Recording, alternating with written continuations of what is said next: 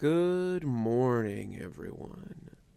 I hope you slept well, and I hope you're ready for some great stories today on Cozy Horror with me, Dr. Plague. Today, we're going to do some guest narration in Cozy Horror. So, hang out a little bit and hear some other great stories from some great Redditors who write very well. Let's get this started with one of my favorites. It's a newer one by our old friend M. Clark77. It's about a place we've all been to from time to time. A dark place. "Are you really that afraid of the basement?" my boyfriend asked, almost casually, putting on his button-up shirt. I glared back at him. "You're seriously going to bring this up now? I'm getting ready for brunch," I said grumpily, pulling on my bra. He shrugged apologetically. "Look, I'm sorry, okay? I just want to know why. Especially if it's such a big issue. We can talk about it whenever you want, but I'd really like to talk about it eventually." His tone was calm, filled with sincere concern. I sighed. I felt my annoyance slip.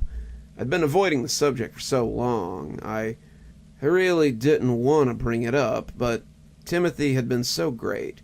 We'd been living together for over a year now, and he'd been very patient with me and my phobia of dark places. I don't just mean I'm afraid of the dark. I mean I go into full-on panic attack mode and start tearing up the walls with my bare hands and fingernails and teeth if I even get closed into a dark place. It makes going out at night or doing anything normal, like going to the cinema or the planetarium or a bar or a club, very difficult. I have a nightlight in every room in my apartment, and so plenty of backups, plus the flashlights, the candles, the lighter, pound of fresh batteries of all sizes. Of course, my smartphone can also function as a flashlight. I could go on, but suffice to say, I'm surrounded by as much light as possible. This was also why we were meeting Tim's parents for brunch in broad daylight, and not for dinner. Never dinner. I didn't leave the house once it got too close to sunset. I mostly drive wherever I need to go. Taking public transport is too risky, and I don't travel very much or very far. I also can't go into a bathroom that has no natural light and nothing but motion sensor-based lights. If they go out for just a few seconds, my heart races, my blood boils from fear, and my lungs burn with panic. I scream and run, crying usually until I'm back in the light. I'm very lucky to have Tim around. Unlike my previous boyfriends, he never made snide remarks about my phobia, even when it disrupts his schedule. His effortless patience was a stark contrast to my previous relationships. I'd never seen him so much as raise his voice. I slowly sat on the edge of the bed. "Okay, I'll tell you why. Right now, actually, if you'd like. I'd rather just spit it out. We have a few minutes, and it's not a very long story anyway." Timothy quickly pulled on his sock and came to sit next to me. I looked at him and then looked back down at the bed. I've never told this to anybody, but the reason I'm so afraid of the dark, of being alone, is because of what happened to me in the basement when I was 10 years old. I paused, and Tim took my hand. His fingers were rough and warm. I'd never had issues with the dark or the basement or anything like that before. One day my mom asked me to go down and fetch the laundry from the dryer. So I've been down in the basement of this house a billion times, and I think nothing of it at all. The door creaks loudly, just like normal, as I open it. I lazily walked down the steps and was busy messing around with my new Walkman when I suddenly heard the door slam shut behind me. I yelled and was plunged into darkness, so pure I thought I'd gone blind. I groped in the dark for the light switch. I heard it click as the light bulb buzzed to life noisily. As I spoke, I could feel my heart begin to accelerate. I could picture that basement now, that bare light bulb. My hand shook. Tim noticed this and began to caress my hands comfortingly. I continued. The basement wasn't that big or fancy. Nothing but bare concrete. We used it to store some old furniture and photo albums. Of course, we kept our laundry down there, too. I was a bit spooked by the door slamming, so I decided to get the chore over with fast. However, as my bare foot left the last step and touched the cold concrete floor, the light bulb glowed. It glowed so brightly that it burst. I screamed from fright, and I was just plunged into darkness again. It was so quiet that the distant sound of my parents or brother now extinguished. All I could hear was my own breathing. I paused again to catch my breath. It's been a long time since I told this story. All the memories that came with it filled me with terror. I moved in the direction of the laundry. I waved my hands in front of my face, but I couldn't see anything. I knew that there was a flashlight in the drawer of the desk next to the dryer. I took a few tentative steps, expecting any minute that I would feel bright pain as it exploded through my hip as I bumped into the desk. I never did, so I started taking bigger steps. The hairs on the back of my neck stood up. I realized that something was horribly wrong. I should have been on the other side of the room by now. A few steps after that, I should have been on the other side of the wall. Before I knew it, I was running. No, I was sprinting. I was hoping to be lucky enough to slam hard into the wall. It would prove my nightmare was a fake, but the wall never came. I ran through cold darkness. Then I heard a voice. Soft whisper. It was the voice of a man. There's nothing abnormal about his voice at all, but it gave me goosebumps. He warned me. He warned me never to return to the dark. He warned me to never tell anyone. My lips trembled, but I continued, my voice shaky. By then, I was beyond fear and incredulity. How could this be possible? Where was I? I yelped and shielded my eyes because it was suddenly blindingly bright, and I felt really cramped, like the room had just shrunk.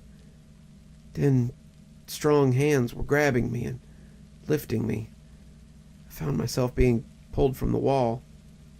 Tim's eyebrows shot up into his hairline at this point, but he remained quiet.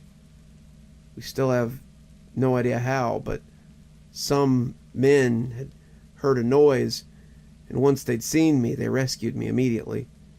They found me in a well that was hundreds of miles from my house, from that damn basement. I paused again, rubbing my temples with the tips of my fingers. I had to go to therapy, and no one could ever explain anything. Like I said before, I never mentioned what really happened to anyone. I didn't know whether I was more afraid of people thinking I was crazy, or if I was really more afraid of that voice. All I said was that I blacked out on my way downstairs. The therapist said I may have gone into a fugue state or something, which basically means that they don't have a goddamn clue what the hell happened to me. I continued to go to therapy for years and years, but it never helped. I felt I could never tell anyone the truth.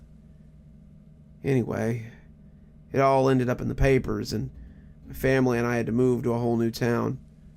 After that, it was just kind of swept under the rug. People stopped asking questions. My parents never bring it up. They pretend it didn't happen. I like to do that too. So now that I've told you, I don't want to hear another word about it. If you tease me or prank me, so help me God, I'll dump your ass. I was trying to make a joke to help break the tension, but I could feel myself shaking more and more as I recounted the story. It had been some time since I'd thought about that traumatizing day. I felt tears from the corners of my eyes, but quickly blinked them away. Tim sat silently, his expression one of sympathy and concern. Wow, I had no idea. That sounds really horrifying. I completely understand your fear now. feeling a bit less fond of the dark myself. He kissed me lightly on the forehead and rubbed my arm. I looked at him in disbelief. You don't think I'm crazy? You believe me? He smiled warmly. Of course I do. I can totally believe this universe is full of strange, unexplainable, sometimes horrifying things. He paused and looked me in the eye. But are you still okay for brunch with my folks? We can always reschedule, get McDonald's, watch some DuckTales or something. I smiled at him and chuckled. It's tempting, but no, we've booked a table and everything. Besides, it's too short notice now to cancel. Let's get going, okay? I feel okay. It was a long time ago. Tim glanced at me in a way that showed he was wholly unconvinced, but he yielded. All right, my dear. I'll just take the trash down quickly. Meet you downstairs. A few minutes later, I had my makeup on and was waiting downstairs on the ground floor. Tim had left ahead of me to take the trash to the refuse bin in the basement, and I'd expected him to be waiting for me already. But he wasn't there. I frowned, confused. Was he still downstairs? Why was he taking so long? I tried to keep my panic in check, but as the minutes ticked by, my heart began to thump loudly. No. There's no such thing as the dark place. There's no such thing as the monster in the basement. I stammered to myself softly as I tried to force the panic back down into the recesses of my stomach. He's I couldn't end that thought. What if by telling him the truth I'd put him in danger? The voice had said not to tell anyone. I thought that he would only be angry at me. But now I'm starting to think otherwise. My blood was electrified with terror as I took a small step towards the stairs. The stairway was curved so that the door was hidden. I cranked my neck and peered around the corner. The large metal basement door was shut. Tim, is everything okay? My voice shook slightly as I spoke, but it was firm and loud. Silence pressed against my ears. I pulled my phone out of my bag. With the tap of a button, a small but bright flashlight switched on and illuminated the hallway. I turned the flashlight towards the stairs. With shaking hands, I took a step forward, started to descend. I halted after 3 steps. I felt dizzy now. Tim, this isn't funny. I'm really freaking... Then I heard him. Kara, I tripped and hit my head. I heard him groan in pain. I think I twisted my ankle. I really need some help. My fear instantly dissipated. Tim was hurt badly. His voice sounded really worried. If he'd been unconscious this whole time, he'd need serious medical attention. Shit, why had I waited so long to go check on him? Of course, there was no such thing as monsters. I hurried down the basement stairs and grabbed the door handle as I pulled it open. Complete, utter darkness pressed up against my eyes. I felt an unnatural coldness in the air. The basement door swung back and slammed into me so hard I felt myself fly through the air. I hit the ground hard and yelled with pain and surprise. The impact knocked my phone out of my hand, and I heard it smash off as the light went out. What the hell? I stammered, my head swimming with confusion. Timothy, I whispered into the pure darkness. I was sitting on the hard, damp floor, which was the only other thing I could sense besides the horrendous cold. My soft sobs and the musty smell. Then a gloomy light bloomed to life. My jaw dropped open in horror. It couldn't be possible. There, many yards in front of me, too far to be possible, a single bare light bulb was hanging. Its light was cold and small. It looked almost exactly like the light in my old basement. As I looked down, I yelled and began to wail loudly. Lying in the pool of light beneath the bulb was the mutilated, bloodied corpse of my dear sweet Timothy. The man who I had loved more than anything. The man I'd wanted to marry. The man who always made me feel safe. The man who knew exactly how I liked my coffee and pancakes. His gray eyes were empty as he stared at me. Gone was the perennial warmth and love. His body was covered in deep scratches, and blood soaked his clothes. Oh my God, he was dead. He was dead. Guilt, terror, pain, all kinds of things washed over me. Tears poured down my face, and I yelled incomprehensibly, pleading for someone to help. Without warning, another identical light bulb appeared before the first. My whimpering paused. Then again, and again, my eyes widened with terror. Soon hundreds of lights were blooming into existence, like frigid miniature stars. The line of lights made a beeline towards me, with the final bulb flickering to life above my head. I heard the sizzle and hum of its electromagnetic field. I was frozen with terror. I had no idea what to do. My eyes burned with tears, and I squinted. Suddenly there was a loud pop. A bulb had exploded, and I shouted with fright. I gazed down the line of lights and gasped. At first all I saw were the shards of broken glass and the remnants of the broken bulb above.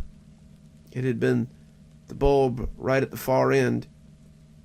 My gaze shifted. A humanoid silhouette stood beneath the broken bulb. My heart stopped dead. No. I moaned softly, my brain unable to process the terror. Then the next bulb in the line burst, and the man instantaneously stood beneath it, one light closer to me. I screamed with fear and found myself clambering to my feet. I had to get out of here. As I struggled to stand in my panic, I heard another loud pop as the next bulb blew. Then the next one exploded. Suddenly all the bulbs were exploding, one after the other, louder and louder. I saw the silhouette get closer and closer, as swift as a shadow. No, you stay the hell away from me, I screamed, as bile forced its way into my mouth. My heart screamed from panic. As I turned, I heard a soft, raspy voice say, "We warned you." Tears flooding down my face, I groped wildly for the basement door. I could feel someone standing right behind me. I yelled in delighted surprise as my hands grasped the door handle. I heaved the door open and ran screaming up the stairs. As I got out of the building, I continued to run and scream as I welcomed the feel of warm, sticky summer air on my skin. I'd never been so happy to see the calm blue sky and the vicious midday sun. I ended up being taken to a hospital by a bunch of cops who'd seen me yelling and crying as I ran down the street. My face, my clothes were covered in dirt. My knees and elbows were scratched, but otherwise I was unharmed. I didn't dare tell them the truth.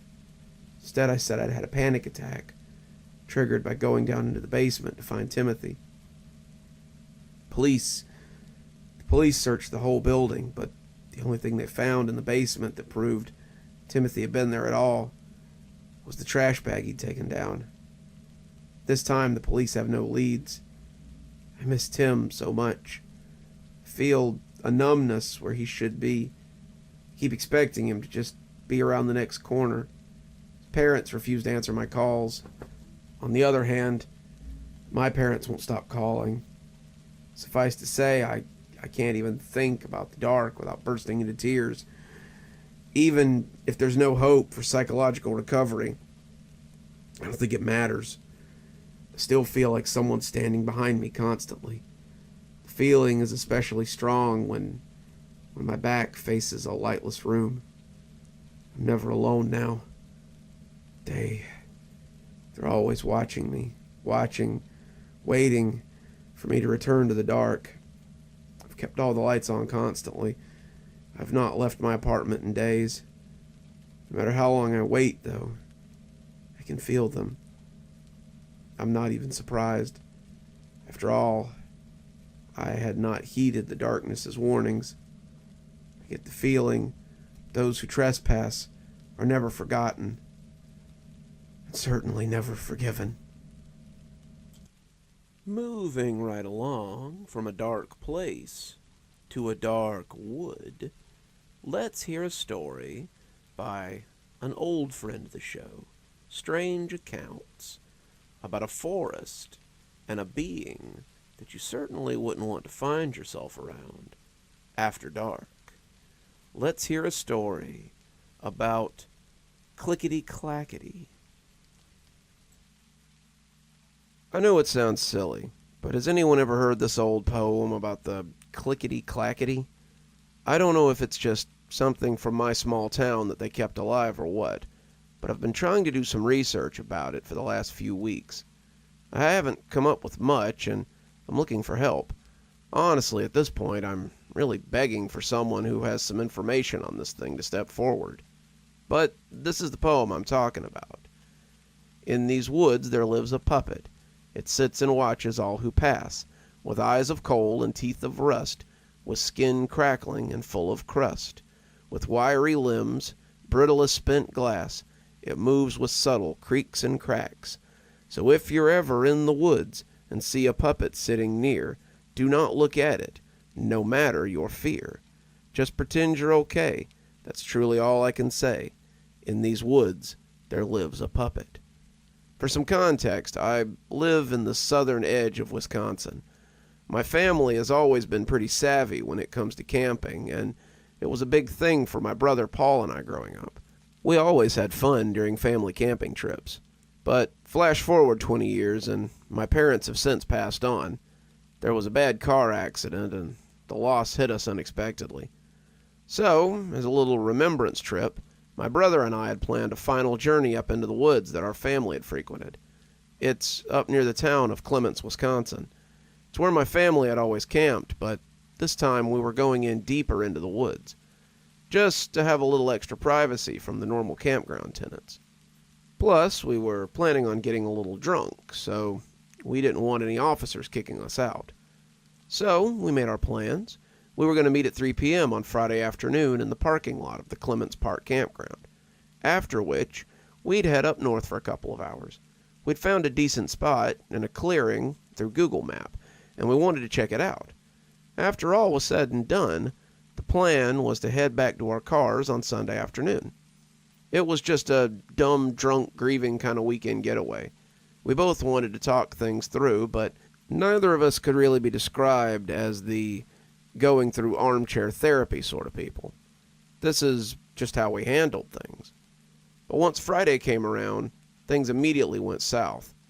I'd parked my car in the run-down dirt lot of the Clements Park around 2:30. There were a few scattered cars of other campers littered around the dirt field, but nothing really of note. In a way, I'd felt relieved that I wouldn't have to exchange pleasantries with any old family friends. But although I didn't see any familiar people, I did see familiar faces.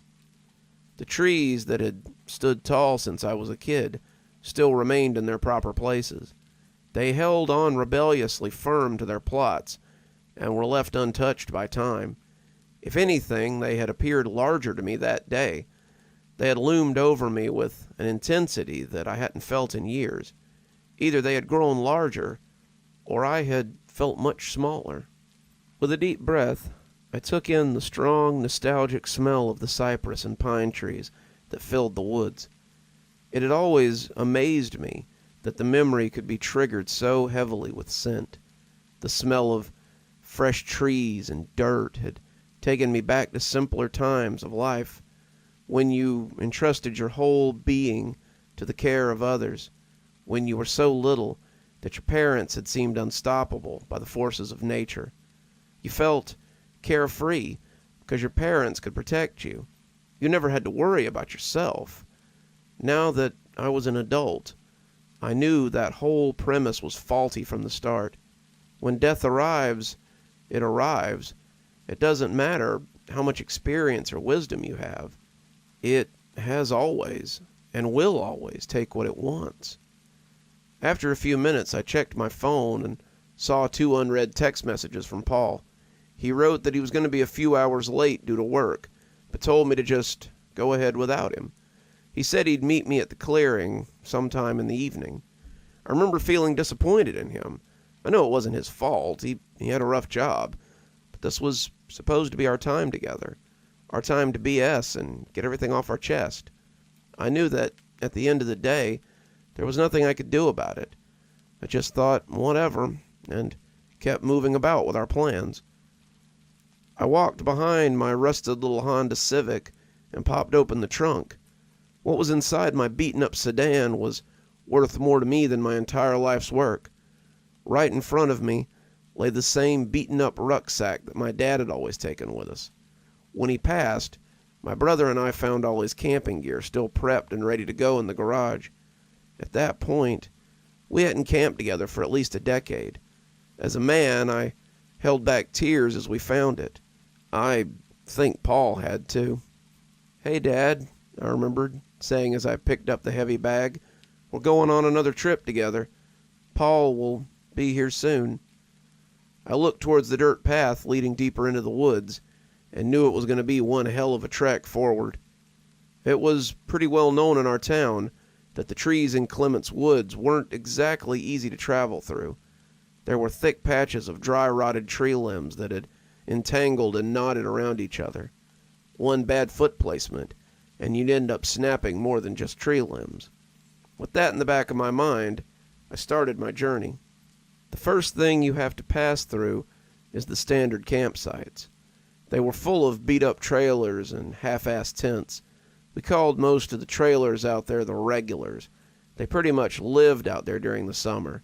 They were good people, just a little odd. Once you got past most of them, you finally hit the start of Clement's Trail. It's less of a sanctioned path and more of a dusty foot trail.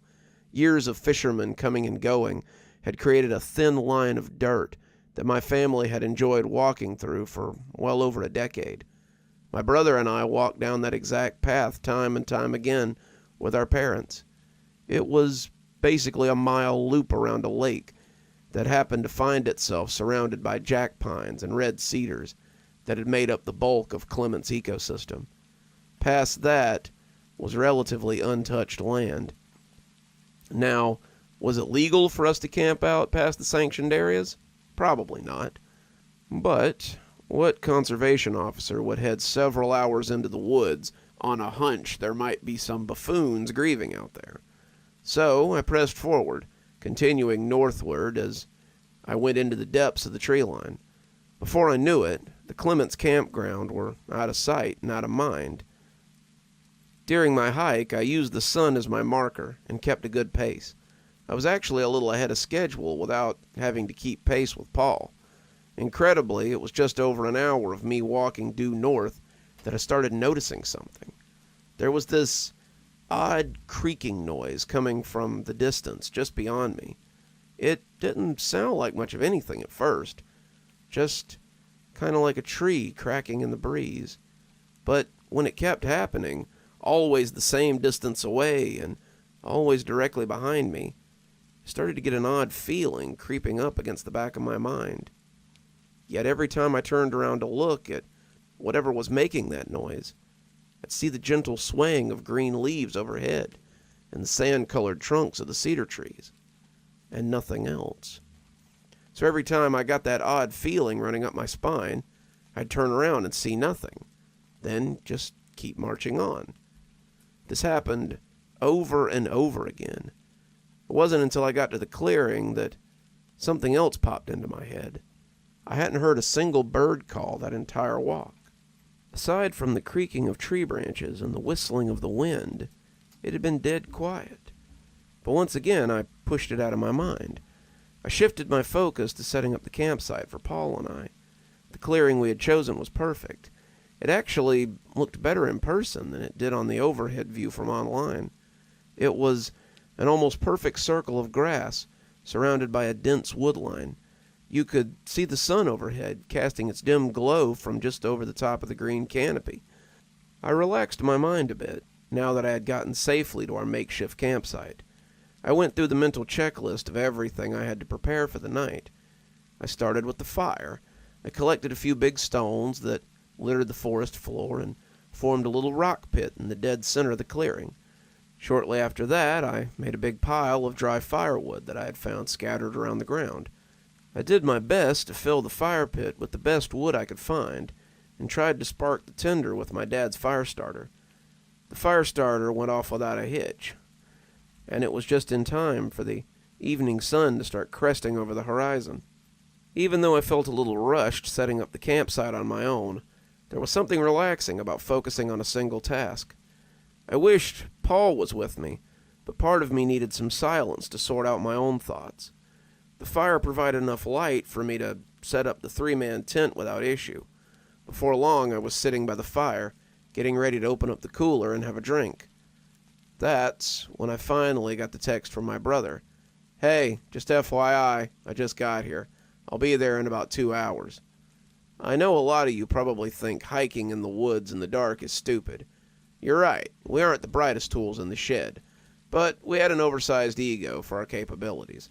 We'd been hiking and camping on our own for so long that it felt like second nature to us. I just texted him back with my thumbs up and fished out a drink.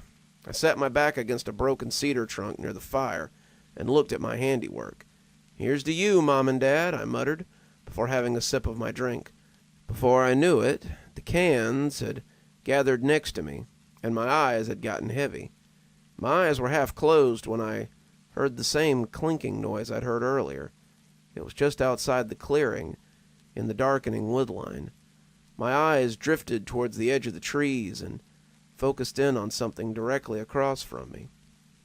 There in the darkness of the sunless forest was a vague shape of something. It was barely noticeable in the shadows.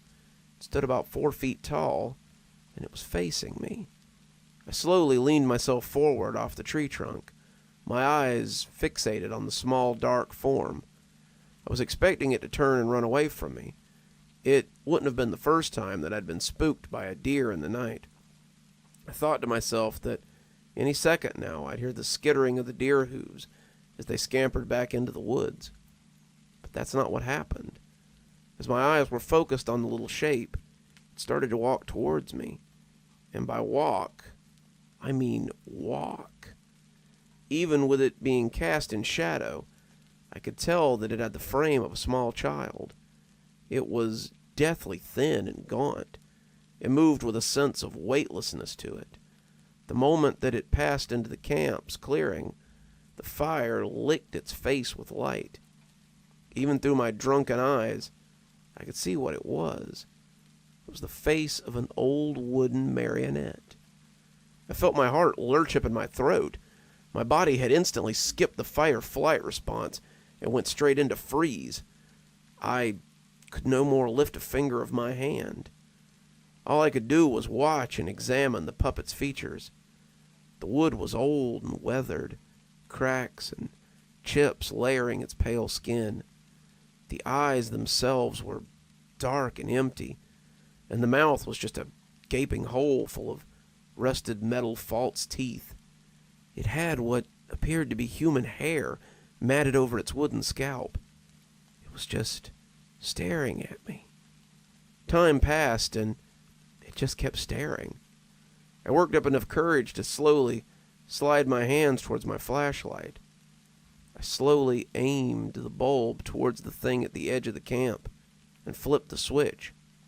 Immediately, the puppet shot its hands up in the air and jittered its way towards me. Loud cracking and popping of aged wood filled the campsite. Its feet had glided its way over the forest floor as if it were floating, its knees bounding high up in the air with every mocking step. The clattering sound of wood on wood jangling in the empty void of darkness still haunts me. I dropped my flashlight and fell into the fetal position, completely curling up. My subconscious told me that I was already dead, and my body had totally given up in response. I counted the seconds in my head, waiting for whatever nightmare was about to befall me. But it didn't. I lay on the forest floor in a tight ball for God knows how many minutes. Eventually, I worked up the courage to take a glance at my tormentor. Through my fingers, I peered into my campsite, praying that the thing would be gone. But the puppet was still there. It was now halfway between the fire and me. The wind was blowing against its hardened skin, creaking its body ever so slightly with every gentle gust. Out of its mouth came a light clicking noise, almost like an infestation of woodworms, all calling out. What do I do? I remember repeating in my head, what do I do? Then I remembered the poem from when I was a kid. I remembered what it said. Just pretend you're okay. So I slowly sat up and kept the puppet in my peripheral vision. It turned to face me, but I did my best not to pay attention. You're at camp. Act like you're at camp, I silently recited to myself.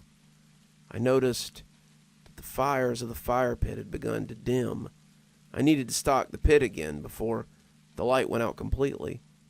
I looked over to the large stock of dry wood I'd collected earlier. I thanked God that I'd been smart enough to make a pile before sitting down for the night. The timber couldn't have been more than 10 feet away from me, but when I went to take a step towards the dry wood, my legs nearly gave out from under me. I was shaking bad. I heard the puppet begin to creak its way back up behind me. Maybe it noticed my fear. Maybe it knew I wasn't acting right. My intuition was flaring up in my mind like red-hot coals, that this thing wasn't just something I could run from. I had to play the game. Get the firewood. Don't acknowledge it. Just get the firewood. I straightened myself up and walked as casually as I could over to the bundle of fallen tree branches and limbs. I picked up a large handful and turned around. The marionette was standing just behind me, its coal-black eyes looking at my face. The clicking noise that was escaping its mouth sent a nearly uncontrollable fear through my body. But I pressed on. I walked in a straight line towards the fire pit, narrowly missing the wooden body of the doll. I took a knee to be near the warm flames and dropped the wood down next to me. Handful by handful, I placed the branches in the pit. The creaking of the doll had made its way over to my side as I stoked the flames. I glanced down at my thigh as the doll placed its thin, rotten hand against me. At that moment, I wanted to jump up and run away as far and as fast as I could, but instead I ignored that feeling. I ignored it as the tears welled up in my eyes. I took a stand near the fire and gathered my strength. I closed my eyes and took one last breath of night air before walking over to the tent. As soon as I walked into it, I zipped the door closed behind me. I saw the silhouette of the puppet standing right on the other side of the plastic sheeting, illuminated by the fire behind it. I finally cried. In hushed tones, I cried as long as I could remember.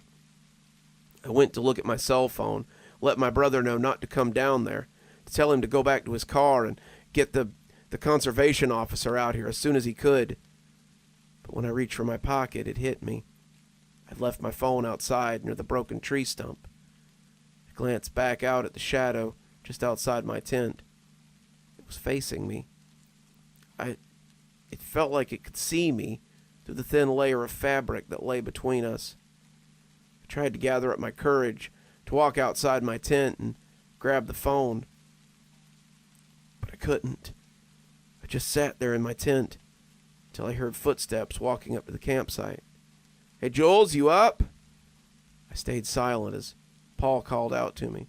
"Sorry I'm late, but..." "What the hell is that?" he gasped. I heard the panic in Paul's voice. I watched the shadow as the puppet turned to face him. Its arms and legs jerked violently in the air. Paul turned as fast as he could and ran out of the clearing. The puppet followed him with impossible speed. It glided, its dangling, flailing limbs in the air as it began its chase. Not even a minute later, I heard a horrified yelp, then complete silence. I stayed in the tent all night, numb, broken, defeated. I just continually asked myself, why I didn't say anything, why I didn't do anything. By the time morning came, I had left camp, picking up my phone and trying to dial Paul over and over again. There was never an answer. I left everything I brought in that exact spot. I never went back for it. I left those woods in a half daze that I've never recovered from. Before I knew it, I was back in the campground. I contacted the officers in charge of the area, and they conducted a search. They refused to listen to anything I had to say about what I'd seen. But the thing is, they didn't just dismiss it like I was crazy. It was like they'd already known what had happened and had refused to acknowledge it. We never found my brother. I could never take another walk in those woods either. I left the searching up to the police and the local volunteers. But what I can do is ask a question. Does anyone know anything about the old clickety-clackety story? Boy, oh boy, we're just going on a tour of dark places today, aren't we? From dark places to the dark woods to the dark and unfriendly streets. Let's hear a story from our friend Carbadex about how the children are disappearing on the street.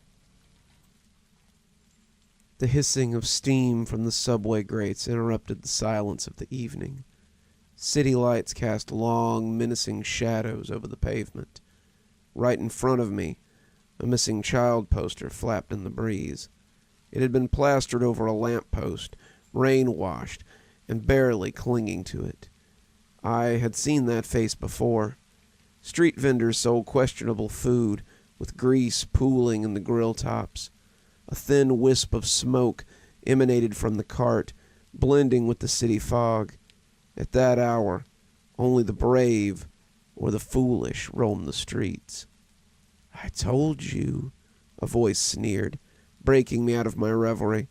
I turned to see Marco, an old friend from high school. "Children go missing here every damn week." "And?" I glared.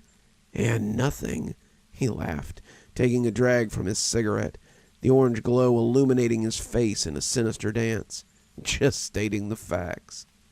I'd come back to the city after years abroad. Upon my return, the rumors had started. Whispers about children who'd vanished into thin air, never to return. The rumors were suffocating, and their impact on the community was palpable. "Third kid this month," a woman murmured to her friend as they hurried past, clutching their bags tighter, casting suspicious shadows at anyone who dared to make eye contact. "I heard it's a man," said a homeless guy, propped up against a brick wall, a tattered hat placed in front of him with meager coins. "Tall, wears a hat, stalks him, he does." Marco scoffed, exhaling a plume of smoke. "Urban legend. Every city's got one." "Then explain the disappearances," I retorted. He shrugged. "Maybe they ran away.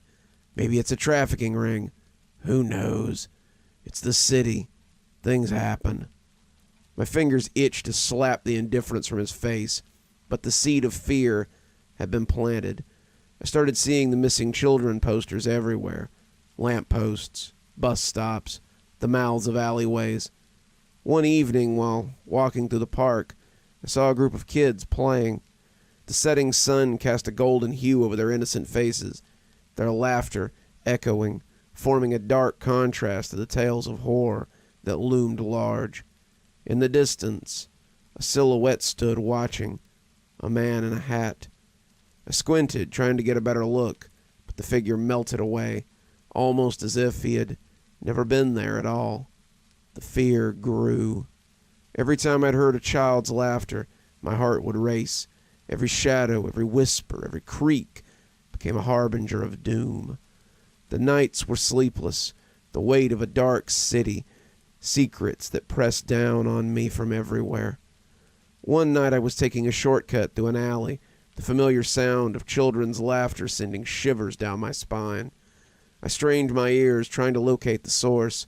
It seemed to be coming from an old, dilapidated building, its windows boarded up, a relic from the long ago past.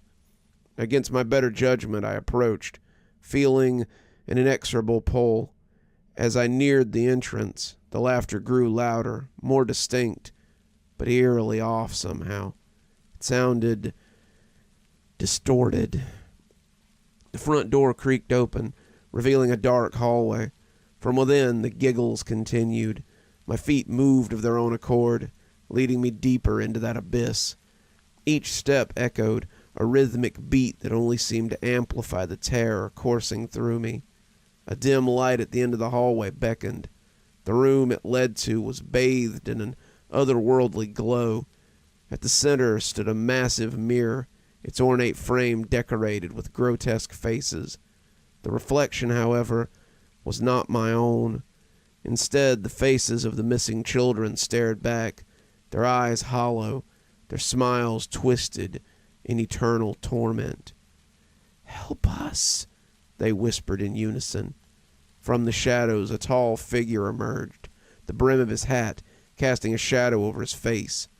"Another one from my collection," he mused, his voice dripping with malevolence. I tried to move, tried to scream, to do anything, but my feet were rooted to the spot, paralyzed by an unseen force. As the figure approached, the room grew colder, the children's faces in the mirror growing more desperate. The man's hands reached out, inches from my face, and suddenly a blinding light filled the room, a cacophony of sound, sirens, shouts, the distant wails of a child. The spell was broken. I turned and ran, and never looked back. But the nightmare was far from over. I burst into the open night, gulping in the chill air, the neon city lights blurry through my tears. The horrifying vision in the building was imprinted on my mind. Those children, their faces warped with terror, the tall man reaching out for me. The sirens grew louder, reverberating through the empty streets, only to drown out when I stumbled into Marco, a concerned expression replacing his usual indifference. "What happened?" he panted, grabbing my shoulder.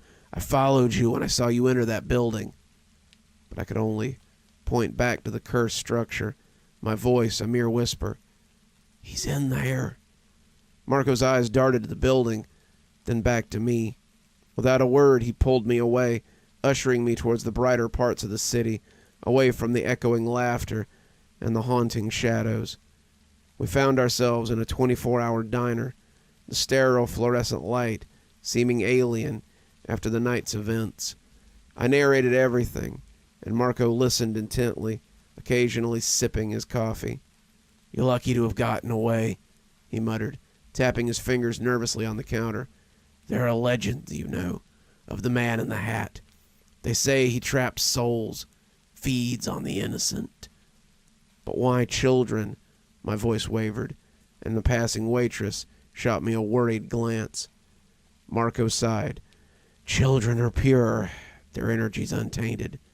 And urban areas, they're hunting grounds, filled with distractions, making them easy to prey on." Dawn approached as we decided to notify the police. Their skepticism was palpable, yet the consistent disappearances provided some weight to our story. They agreed to inspect the building. What they found sent shivers down my spine, and even the most seasoned officer was rattled a little. Inside that room was the mirror, the atmosphere thick, stifling. The walls were lined with old photographs, each displaying a missing child, their eyes vacant. In the center stood the grand mirror, but it was ordinary now, reflecting nothing but the grim faces of the officers. However, the most disturbing discovery was a room concealed behind thick drapes. Inside, a maze of strings connected pinned pictures, notes, bizarre symbols, each thread intertwined, leading to a single image in the center, a sketch of a man in a hat. Below it, a chilling note: "The city feeds, and so shall I." News spread like wildfire. The city was in an uproar. Vigilante groups formed. vowing to hunt down the man in the hat. Parents held their kids close, and the night saw the streets deserted. Weeks turned into months, but the city's palpable fear remained. The disappearances halted, but the memories persisted, a shadow over every home. One evening, as rain lashed the window panes, I received a call, an unknown number. I hesitated, then answered. A raspy voice, dripping with malice, whispered, "You escaped me once, but the city never forgets." Frozen, I could only listen as soft, distorted laughter echoed in the background. I slammed the phone down, my heart pounding. The man in the hat wasn't done. The city's nightmare had only just begun.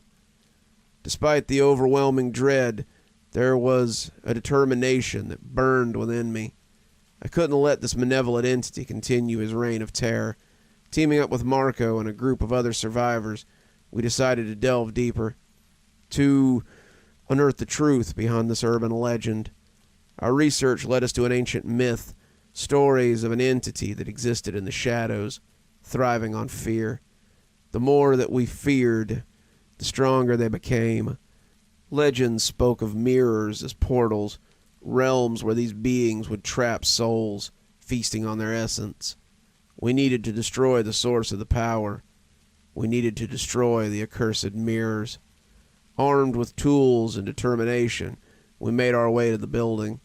The entrance seemed more foreboding than before, its dark void beckoning us, challenging us.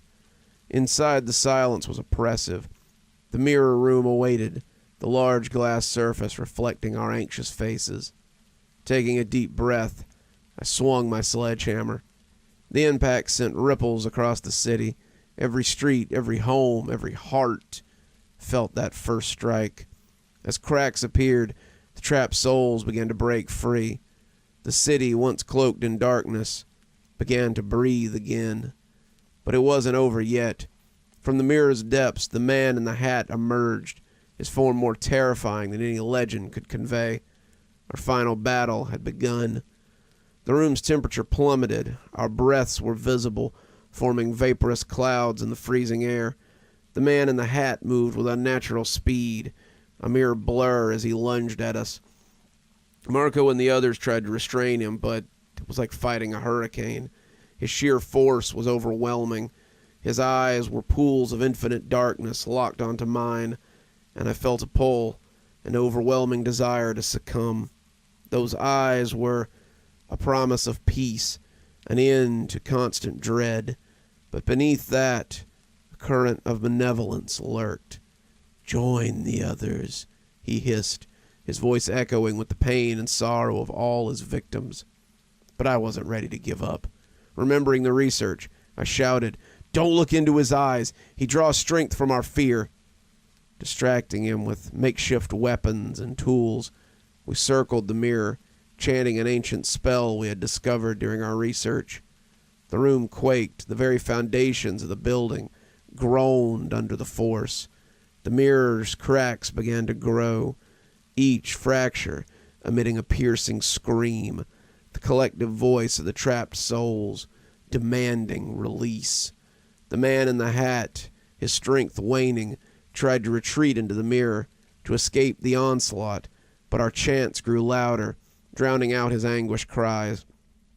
With one final surge of energy, the mirror shattered, sending shards flying in all directions. The room was engulfed in blinding light, a force so potent it threw us back. As the light dimmed, we slowly got to our feet, taking in the aftermath. The man in the hat was gone. In his place was a pile of ashes and a worn-out hat lying on the floor, marking the end of that ancient terror. The walls, once lined with haunting photographs, now displayed blank frames, their tormented occupants finally free. Exhausted, we made our way out, the first rays of dawn painting the city in hues of hope. The streets, for the first time in months, echoed with genuine, joyful laughter. Children played without fear, families reunited. The weight of the dark past slowly faded away. News of our victory turned us into local heroes, but we knew the truth. The city's true heroes were its inhabitants, their collective spirit and hope being the real force that banished the evil. Yet, the city bore the scars, reminders of its tormented past. The once abandoned buildings became a memorial dedicated to the lost souls, ensuring the city would never forget. Years went by, life moved on, but every now and again on quiet nights, when the city heartbeat slows, whispers rise of a time when shadows held power, of brave souls who fought back, and of a man in a hat whose reign of terror is no more. However, urban legends have a way of persisting, tales passed down from generation to generation, and while the city had fought off one darkness, who's to say what other horrors lurked in its depths, just waiting for their time to rise? Yet again, I promise, there's no theming in this story. However, it appears that we're transitioning into a dark and troubled arcade. Starting life as a two-parter, I bring you a tale by the nine-tailed tanuki, entitled, I Worked at a Small Town Arcade with Strange Rules. This all happened before COVID-19. I think it was 2016, maybe. Started working at the arcade some years before it all happened. I had a run-in with the manager and all that. When I got hired, however, the manager made us all, the new employees of the arcade, memorize some specific rules. These were unusual since we were working in an arcade with things like Pac-Man and Frogger and Donkey Kong, but you get the idea. Rule 1. If a new arcade game shows up either by the name of No Heart, No Soul, or with an EXE at the end of the title, do not play it, or ever let a patron play it at any cost. This was the one rule that I almost broke. When I had to memorize the rules, my first thought was, that's the most ridiculous set of rules I've ever seen. After what has gone on, how could I not think they were serious? Originally, rule number 1 just had with EXE on the end of the title, but the part about No Heart, No Soul was added after the death of a 10-year-old non-binary kid named Gabrielle Myers and a 14-year-old girl named Natalie Schmaltz. It happened as a result of playing the game. According to the account of the manager, a former employee named Thomas Ferrari allowed the games to be played. The kids played the game, it displayed a creepy message, and it added a creepy character with the player's name, which was uncanny to say the least, since the arcade game shouldn't even have the player's name already if it isn't entered. Both kids had talked to a character in-game that looks like a mixture between a female pirate and a biker punk. They then had to complete a strange, difficult challenge. They couldn't complete them, resulting in the screen showing a message saying, "Game over, may the next victim play." Both of them went pale and catatonic after that, as if the game had stolen their souls. Another former employee named Marky Harrison recounted that the game had shown up in another arcade under a different name. Now I'm going to tell you about when I almost broke the rules. No, this did not involve No Heart, No Soul. The arcade had just opened for business, with Galaga, Mrs. Pac-Man, a vehicle arcade, a Batman, a dance machine, you name it. I was cleaning up before work when I noticed a new arcade game had been plugged in. It was Donkey Kong EXE. I at first shrugged it off, thinking it was a bootleg Donkey Kong arcade. But the rules, I snapped out of it and realized the rules applied here. I remembered Rule 1 and remembered thinking it was ridiculous. I went and let the arcade open, ready for patrons to play. But the kids immediately noticed the new Donkey Kong game, and they all gathered around it out of sheer interest, almost as if they had become zealots of a deity of sorts. Mr. Crab, one of the kids asked, "Can I play this?" They were pointing at the Donkey Kong EXE. I was about to let her play it when the manager showed up out of nowhere. He came to me so fast I swear he didn't even touch the ground. "Rule 1, Danforth." But I can't disappoint these kids," I said, as if I'd allowed this monster to do its thing. "Whatever you do, do not, under any circumstances, let anyone play this game. That includes you. It has not succeeded in finding another victim in 6 months, and I will not let it happen again."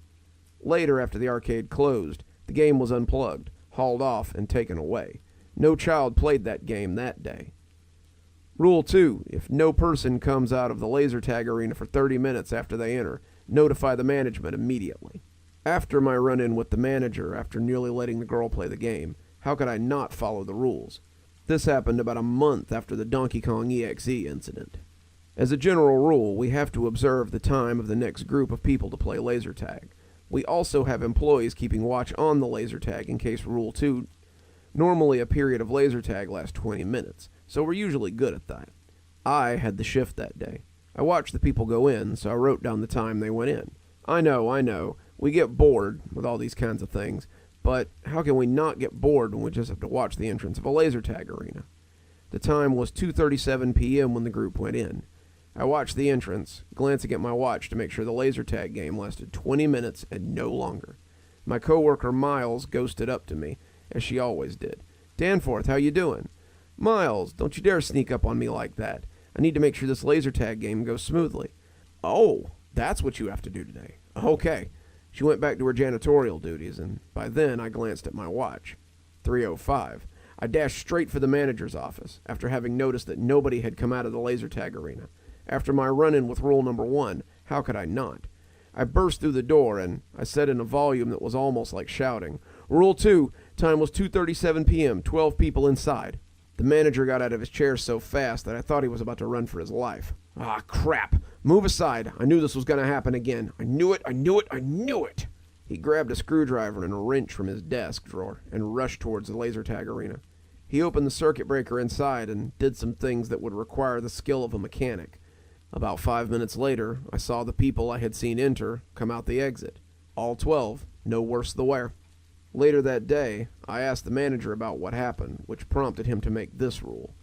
It turned out that some residents of the small town had gone missing after something had happened in the laser tag arena.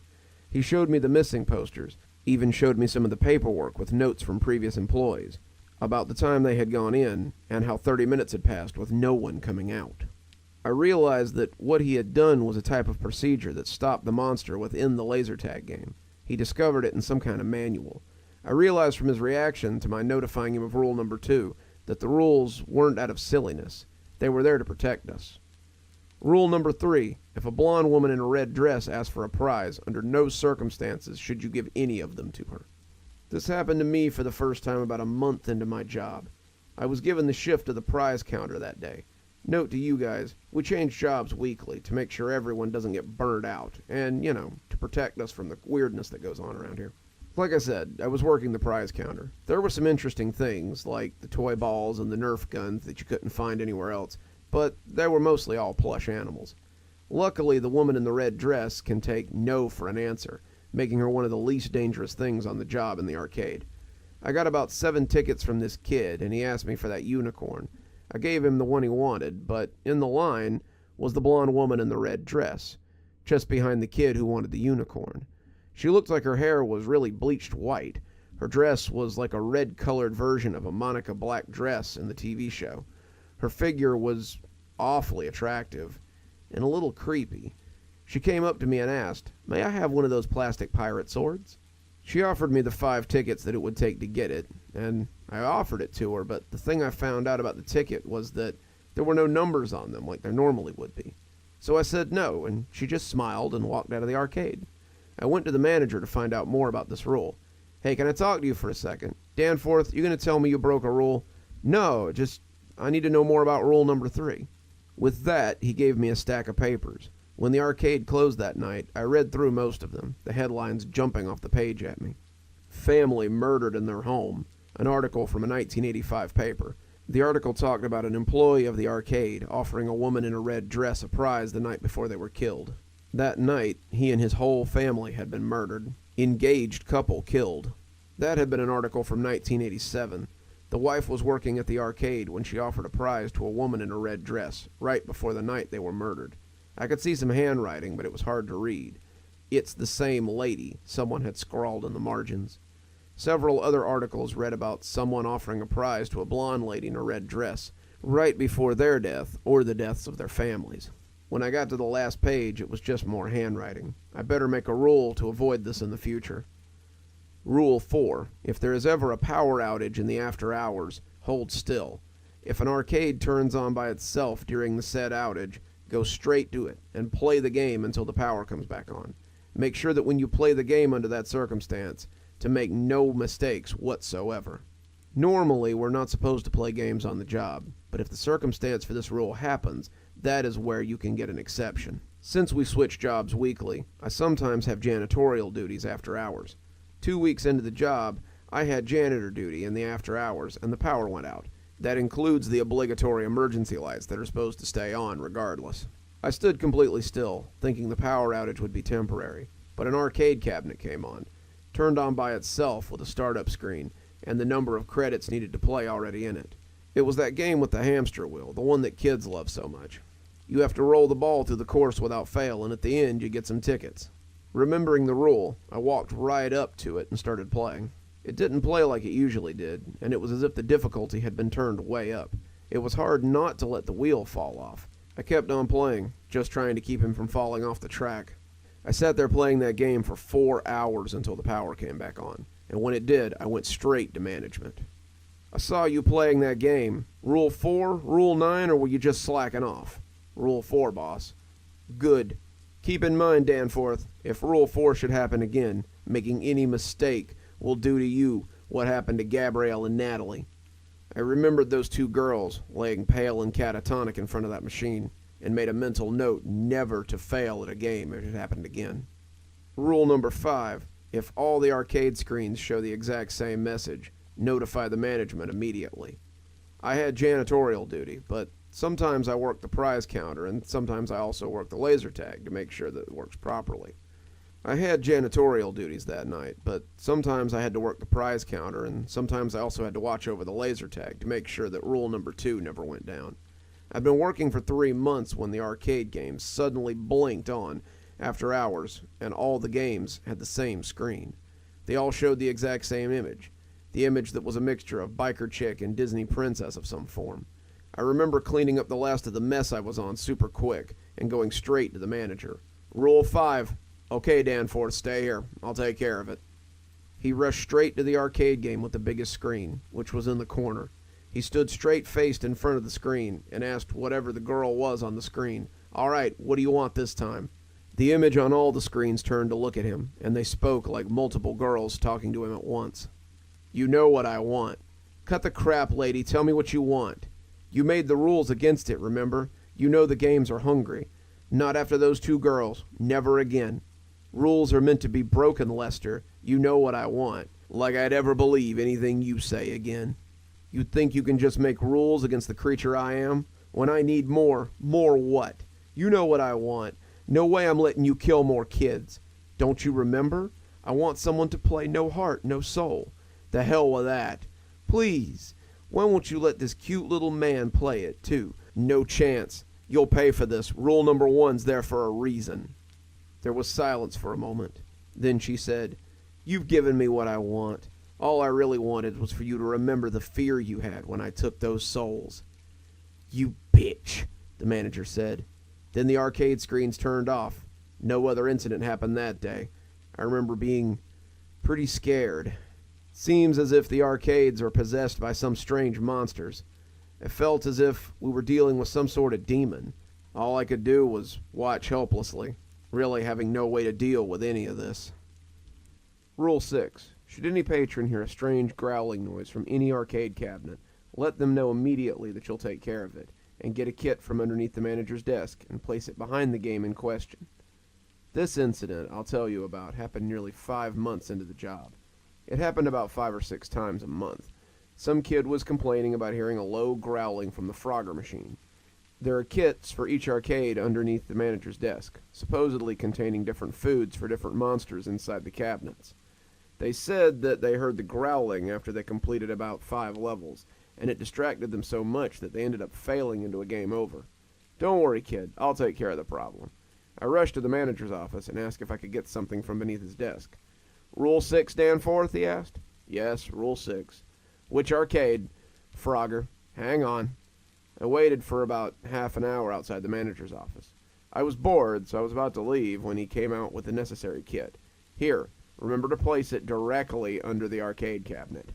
I rushed over to the Frogger cabinet and quickly put the kit underneath the cabinet.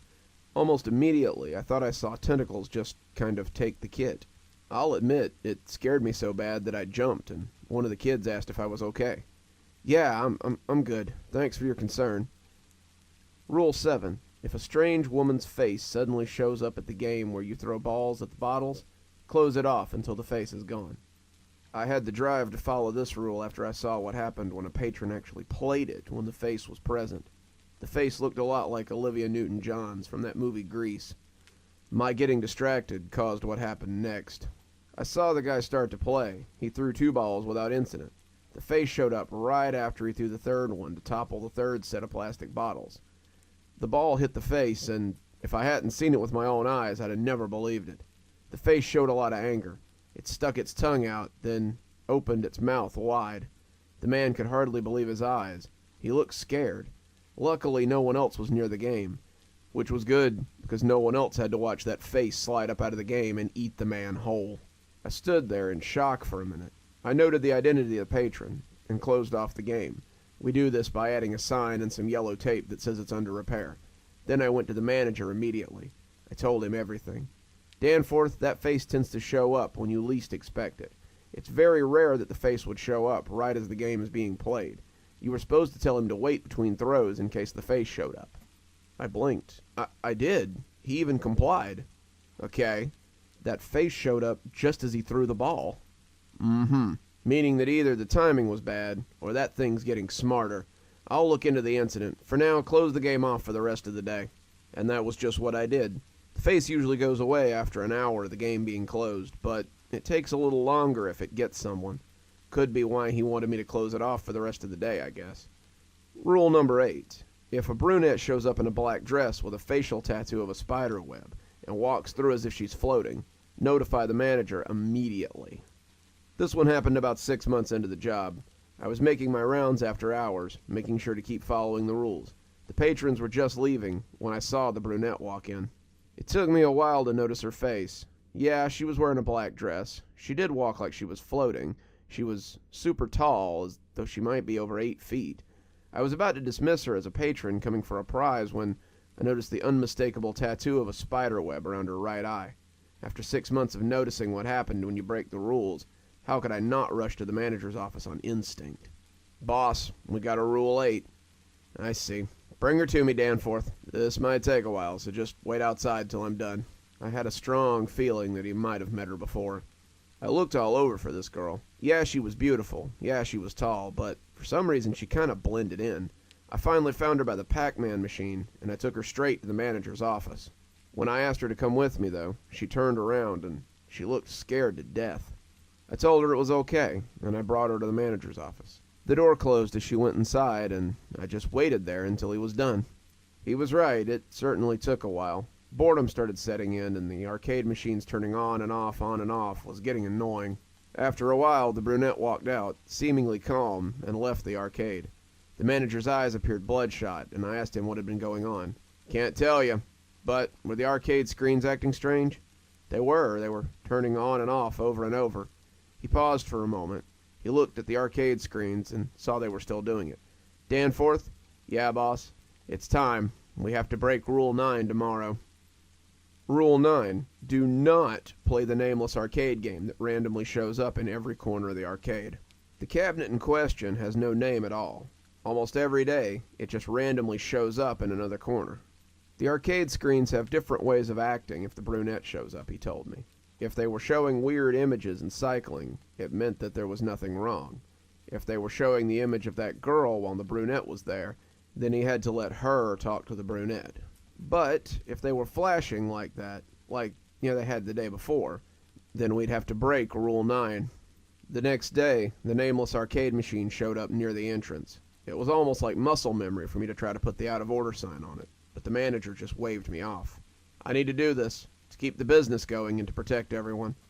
I was looking over his shoulder, studying the game that I had so often ignored. A new name, Lester Harrison, showed up in the left corner, a name that turned out to be the manager's, though I didn't know it at the time. The name of the game was No Heart, No Soul, just as it had been for the other kids who had died playing it. I heard that in this nameless arcade game, the avatar was consistent, unlike the Rule 1 cabinet. In it, the avatar looked like a rich man with a disfigured face. My boss got the man to the right of the arcade game, and the man talked to what appeared to be a zombified blend of a biker punk chick and the disguise that the two FBI characters wore in White Chicks. They seemed to talk in an unintelligible language, a mix of Spanish and Irish, I think. Then the screen changed to black, with the white text that said, "Please choose a new manager." Then the manager said, "I already did. He's my best employee, and I think he's fit for the job." Then the text changed again. "Danforth Crab? Indeed, he is eligible." Then the game changed. It changed into the ones described in Rule 1. It changed into one of those EXE ones that we weren't supposed to play, the ones that had led to the death of those two kids. In this case, it was the avatar in a burning version of Green Hill Zone of Sonic the Hedgehog. Then the manager went catatonic, his skin paler than I'd ever seen it. I decided to move his body off, and then the text read, "Now that you have taken the managerial duties of this place, please move the character to the goal. He would have wanted you to manage the arcade and protect everyone." When I did as it asked, I noticed the name on the corner changed into mine. So I played it to bring the avatar to the goal. I was scared, even when I managed to get it playing. Scared because the manager died right then and there, before the game had ever even been completed. I was mentally scarred by the experience of following and seeing the effects of breaking each rule, but I had to do it. It took a while, but when I finally got him to the goal, I was relieved. Then the game's text switched again. "You've passed the test. I assure you that you will do what you can to save us all. Remember to read the manuals on the desk so that you can fulfill your job. Goodbye."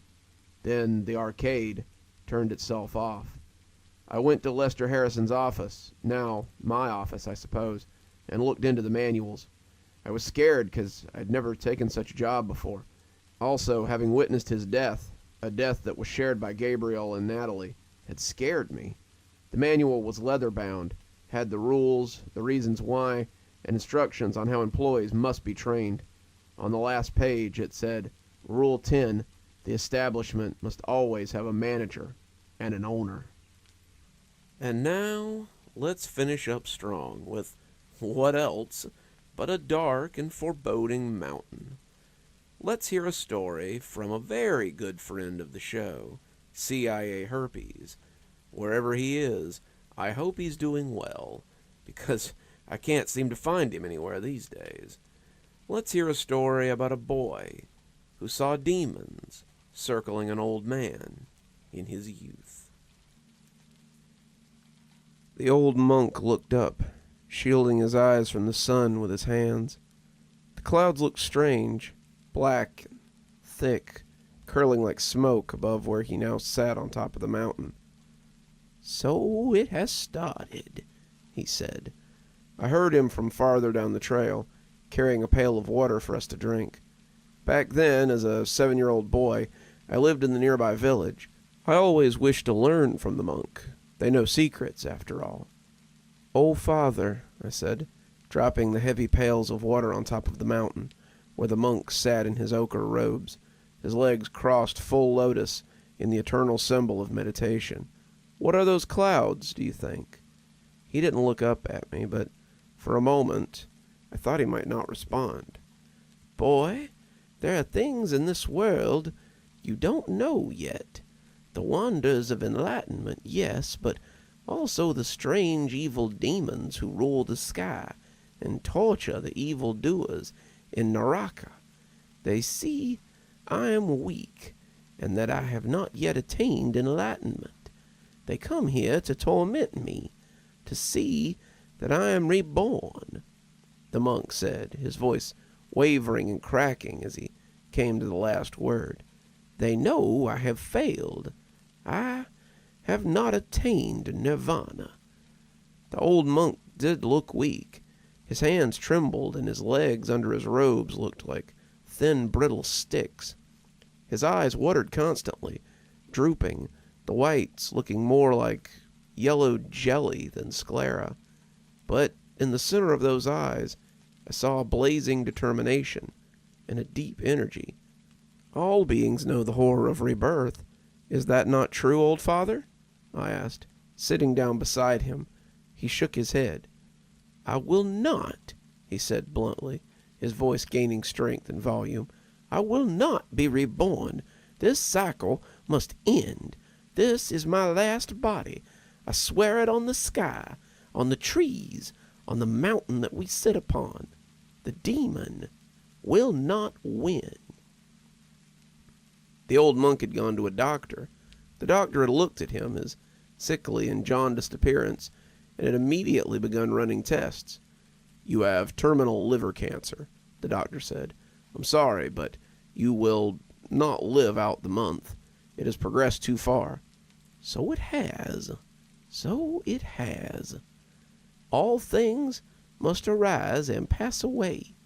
"I can write you a prescription for," the doctor began, but the monk waved him off. "No medicine. Thank you for telling me this great secret, doctor. The secret of my death. Now I have time." After speaking these cryptic words, he got up and calmly walked out of the office, heading towards the deep forest and high mountains of his country from which he knew he would never return. The monk had told me this as we walked up the mountain to the final place of meditation.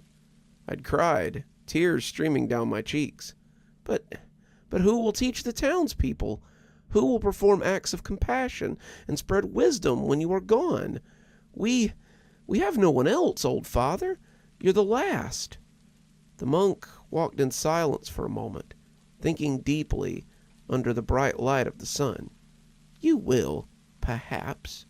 We have always passed on wisdom from big hand to small, from old to young. Someone will come, I believe. People who want to obtain the highest wisdom are rare, yet they exist, even in a world so far gone." Strange sounds came from the sides of the trail. It didn't sound like animals, but rather like high-pitched screaming and laughter. I could catch glimpses of black, hateful eyes in the brush, but when I turned to look, they had already gone. "Do you see?" I whispered. The monk nodded slowly, not a trace of fear in his voice. "They are not here for you. They are here for me." "But why?" "They're demons, my son. Their joy comes from death, from pain and loss. And the greatest loss is the loss of enlightenment, of wisdom, of peace. They know this. Their instincts tell them, just like the cheetah knows which of the antelope is slow and hurt before the hunt even begins. They will not trouble you, but if you wish to turn and go, I will not hold it against you. This is my journey, not yours." "I will stay by your side until the end," I said, smiling up at him. He looked sad, but he still stood up straight and proud. Occasionally he would grab at his stomach and bend over, moaning. He would take a few deep breaths, and sweating and wavering slightly, he would return to the trail. But as I looked forward to where the trail ended, my breath caught in my throat. The sky had turned black over the peaks of the mountain. In the blackness, I thought I saw glimpses of eyes and a smile. Will they kill you, old father?" I asked it in my most trembling voice. He walked on in silence for a long time, without answering. We made the top of the mountain. I had never been so high before, and the beauty of the view took my breath away for a moment. I stood there, staring out for hundreds of miles, seeing the rolling hills turned into flat plains and oceans. Towns shone on the land below us, looking dark and tiny, the people like ants. But the blackness of the clouds and the strange demonic noises from the forest ruined much of the beauty for me. Without ceremony, the monk put down his meditation pillow in the middle of a patch of soft grass.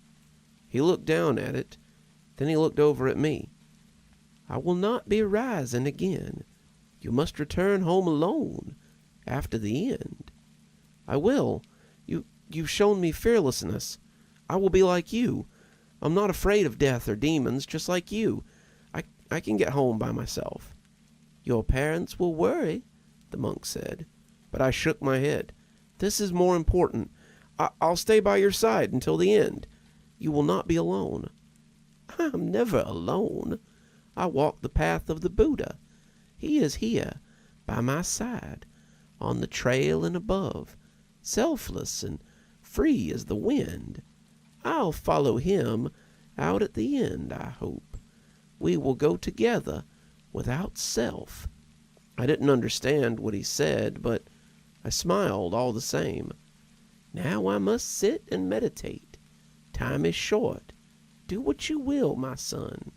You were always a good boy, standing by my side, by the side of a man who is dying." The lightning and hail began within minutes of him sitting down to meditate. I tried to take refuge under the great canopies of the tree, but the monk got pelted with hail, great balls of ice that smashed and cracked against the ground. I saw some hit him on the head, causing streams of blood to run down his face and soak into his robes. Yet he never reacted, but breathed slowly in and slowly out, concentrating his mind on the final goal. As the storm worsened, lightning began to strike the top of the mountain. The blasts felt like bombs, and the trees split apart under the force of the explosion. But the monk did not react. I moved further into the woods, but not so far that I couldn't see the monk. I stood there, huddled and shaking, wondering why I'd come so far, and yet when I looked at the clear, calm face of the monk, my doubt disappeared. "He's alone, dummy," I chided myself when the terror grew too great. "Would you leave him to die? Stay with him until the end. Let him know that at least one person cares for his life." But the storm didn't end. It grew more intense, and from the darkness of the sky above, I saw many eyes looking down on the monk. They looked upon him with hatred and hunger, as if they wished to eat him alive. From the forest below I heard many footsteps. There was great laughter, demonic and low. From the trees I saw abominations emerge. On the trail and the paths they walked. I'd gone to the edge of the forest, but I could look down the mountain and still see the old monk. They looked mutated and sick, the demons below. Their skin had great gouges, blisters and cuts, maggots and pus pouring out from each wound. Some walked on 2 legs, others on 4, and they bit and clawed at each other as they walked, some snarling or shrieking, others laughing and chittering like hyenas on the prowl. The old monk, by this point, looked bloodied and hurt. The hail and the chunks of the trees from the lightning had hit his body over and over. From dozens of deep wounds, the blood trickled down his robes. But his head wasn't bowed, and he emanated peace. "He's bloodied, but his head is unbowed," I said to myself, thinking. It seemed to have great relevance, but I couldn't understand why.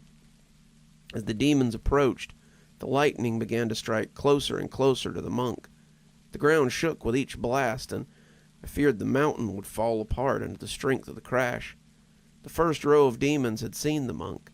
The bloodlust and loathing had showed from their eyes, and it made me scared. When the wind blew, a smell filled the area, like burning sulfur mixed with the odors of decomposing bodies. I took a step back into the forest, trying to hide myself as best I could. But as they approached, the monk opened his eyes. Light seemed to stream from within him, great waves of it that came from those eyes. And for the first time in his life, he must have experienced the greatest bliss. His eyes widened, and eternity seemed to pour from deep within him. Those eyes never moved, but they seemed to see everything. A small smile forced across his lips. For a moment, I felt like I looked not upon an old man, but a blazing pillar of light. "I have attained peace," he said, pulling a knife out of his robe and putting it to his throat. "Despite my dying and my sickness, I have attained peace. I will not be returning, never, to this world." And with a look of bliss beyond anything I'd ever seen, he slit his own throat and died. At the moment he died, the black clouds and thunder and demons receded, and I found myself standing under a bright summer sky, alone with the corpse of a man who would never return. Well, folks, it looks like our stories are at an end again. I do hope you've enjoyed these tales from great writers that aren't yours truly, and I hope you'll come back again for more great stories and more great times here on Cozy Horror. Until then, this is Dr. Plague, wishing you a wonderful day and a spooky evening.